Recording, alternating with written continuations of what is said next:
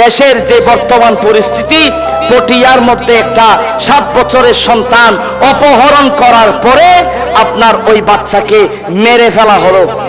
দেশ কি এখন কি মব ভায়োলেন্স দ্বারা নিয়ন্ত্রিত কিনা? দেশের পরিস্থিতি কোথায়?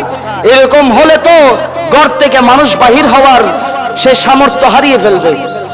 এটার নাম তো সোনার বাংলা নয়। এটা বলতেও তো লজ্জা লাগতেছে, নিজের দেশকে স্বাধীন বলতে।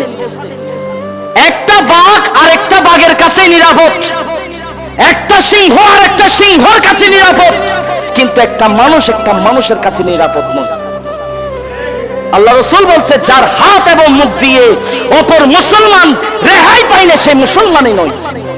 আজকে মব ভায়োলেন্স, কালকে মানুষ হত্যা, মানুষকে গুম করে ফেলা, আপনার দর্শন, দেশের পরিস্থিতি বোঝা বড় কষ্টদায়ক হয়ে গেল।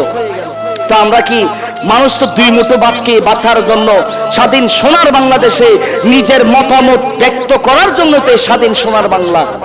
এখানে যদি দেশের পরিস্থিতি এমন হয়, তাহলে আমরা সরকার বাহাদুরের কাছে অনুরোধ রাখবো, জনগণের নিরাপত্তাটা একটু আগে দেন। সরকারের কাছে অনুরোধ থাকবে, জনগণের নিরাপত্তা আগে বাস্তবায়ন করুন। আজকে যদি একটা মার্ডার কেসের আসামির ফাঁসি যদি সরাসরি যদি প্রকাশ্যে যদি একটা মার্ডার কেসের আসামির ফাঁসি হতো, আজকে দেশের মানুষ 100% সোজা হয়ে যেত। কথা বলে ঠিক কিনা? সেই দেশের পরিস্থিতি নিয়ন্ত্রণ হারিয়ে ফেলছে।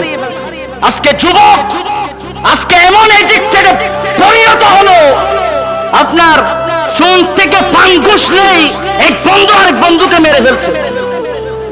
প্রত্যেকটা যুবকের হাতে হাতে ফেন্সিডিল, ইয়াবা, মদ, চুরি, তামা, এগুলা কোন মুসলমানের আদর্শ হতে পারে না। এটা কোন দেশের শিক্ষা হতে পারে না।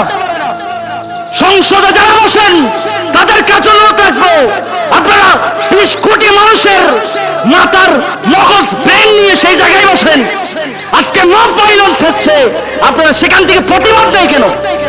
সরকার এই দেশ পরিচালিত করছে, সেই দেশের জনগণই যদি নিরাপদ না থাকে, তাহলে সেই দেশে বসবাস করে লাভ কি?